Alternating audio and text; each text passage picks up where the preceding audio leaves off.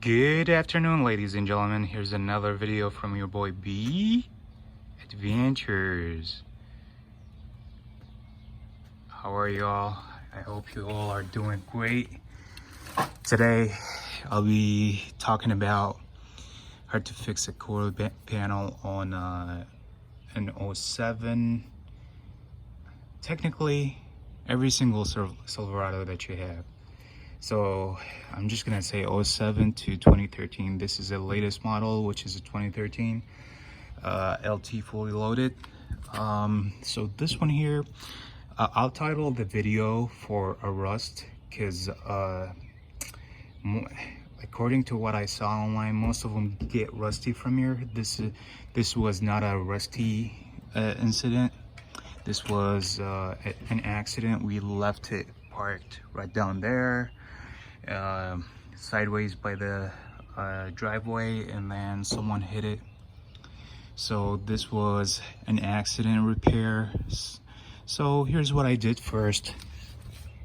If you had a rusty spot, here's what I would do first. I would go to Lowe's, get me one of those brushes, put it on an angle grinder, and start grinding and get every rusty spot out of it. Then what I would use next is, you would never think about it, that apple cider vinegar helps with the rust, any rusty spot. So I used apple cider vinegar. You could use white vinegar, up to you, whatever vinegar that you have. I prefer apple cider vinegar, so that's what I used to clean up the area. I didn't have much rust. This car is clean, but if you had rust, I would recommend you using apple cider vinegar. And then after that, you apply primer. It's a reformer primer, so it's gonna reform the area for you, the surface, and kill the rust and all the good stuff.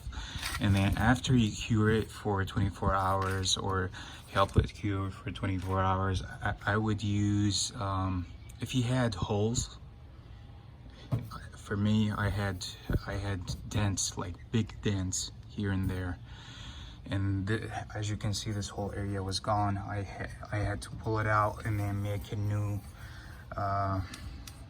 bundle spot for it. Long story short, it's perfectly flat right now.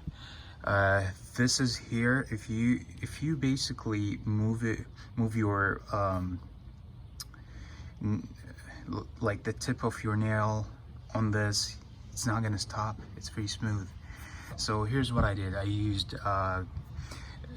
all-purpose putty from 3M, and that's the white stuff right here. As for this is glazing putty. The brand that I used was, let's see here, it's also 3M, but the gray material, not the red one. I prefer the gray one over the red one. I've had so many issues with the red one, so I got the gray one from Amazon. And then I've used it here too. It's totally perfect. What am I gonna do next is, I'll put some of that reformer primer on here, and on the back side as well, and it's not gonna rust out anymore. After I do that, I'll take off the masking area. But as for grits, we didn't talk about the grits. Here's what I used. I first applied the first coating that I used was the all-purpose putty, and the reason why I used it, I used the all-purpose putty, it's because it's very light. It weighs like super light. It's very lighter than the normal filler. So that's what I used, and then I hit it with 80 grits, sandpaper, then went down to 120. I had so many holes, so I used the spot putty for the holes. And for the spot putty, you always need smoothing grits. By all means, I would use 320, 400. You could use 240 as well. 120 works too. I would use 320. That's what I used. And then I would see it's smooth, but I would still sand it, hand sand it with 400 grit.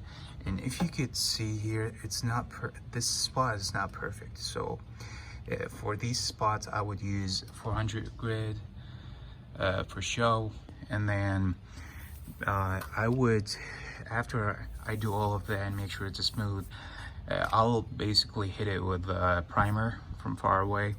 And then after I hit it with the primer, I'll take off the masking tape. And after the masking tape is gone, I would, you know, the surrounding area, this area right here, I would hit that with 1,000 grit, either 1,000 or 1,200 grit sandpaper to remove the clear coat.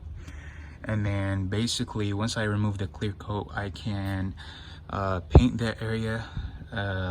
This particular red, it's been around for quite a while. It's Victory Red. I would paint the area with Victory Red, and then blend. In blending, it's basically if you want to go a little further and sand with 1,000 grit or 1,200 grit sandpaper to remove the clear coat, I would go for it.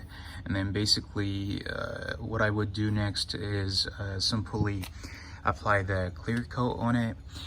For the base coat, the red color, I would go 3 coats are enough for it, kind of like painting a regular vehicle. And as for the primer, make sure you do 3 coats for the primer. Some people do 1 coat. No, hey, don't do it. Don't cheap out, please. Do 3 coats for the primer, and then make sure you sand to smoothen the area. Don't be having like high and low spots. And the 400 grit sandpaper is so perfect for the high and low spot. It would level out the whole entire thing for you. And then you know how you have so many colors here? The only way that you could see the high and low spots, it's either one, that's what most people use, is go to Lowe's or Home Depot and purchase a $1 matte black, fast drying matte black, and apply it before the primer, and it's going to show you the high and low spots. And with the 400 grit sandpaper, you could basically smoothen it, get it perfectly smooth, and get rid of the high and low spots. But as for me, man, this was an easy fix. I don't even have any high and low spots. It's like perfect. But still, I'm not gonna do the matte black paint or flat black paint, but I'll still use the 400 grit sandpaper to smoothen some spots like this one here. So it's not perfect. It needs, my project still needs 400 grit sandpaper.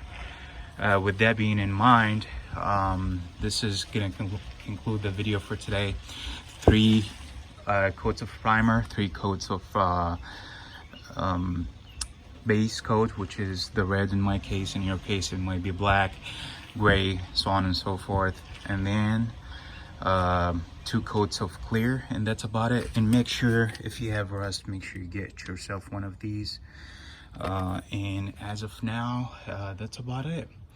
Hopefully this video was helpful for you guys. If you have any questions, any concerns, please let me know. It's your boy B Adventures. Peace out, y'all. Stay safe out there, and good luck to you on this project. Adios now.